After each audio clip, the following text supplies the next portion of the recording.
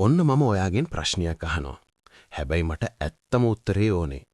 අද උදේ ඔයාගේ ඇලාම් එක වදිනකොට ඔයා මොකද කළේ? එකපාරටම ගැස්සිලා නැගිටලා අද අලුත් දවසක් කියලා ඇඳෙන් බැස්සද? එහෙම නැත්තම් තව විනාඩි 5ක් විතරයි කියලා ස්නූස් බටන් එක ගෙවුවද?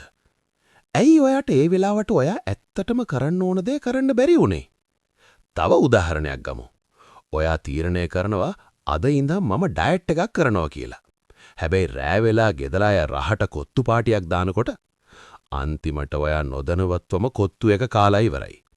මනෝවිද්‍යාවේ පියා සිග්මන්ඩ් ෆ්‍රොයිඩ් කියන්නේ මේකට වග කියන්න චරිත තුනක් ඉන්නවා කියලා. පළවෙනි කෙනා තමයි ඉඩ්. එයා හරියට අපේ ඇතුලේ ඉන්න ස්ලැකර් වගේ. දෙවෙනි කෙනා සුපර් ඊගෝ. එයා හරියට අපේ ඇතුලේ ඉන්න ඇත්ලීට් වගේ. අන්තිමට ඊගෝ. මේ තමයි අර දෙන්න මැද්දේ හිරවුණු ඇත්ත ඔයා. ෆ්‍රොයිඩ් පෙන්වා දුන්නේ අපේ යටිහිතේ මේ යුද්ධය සදාකාලික එකක් බවයි.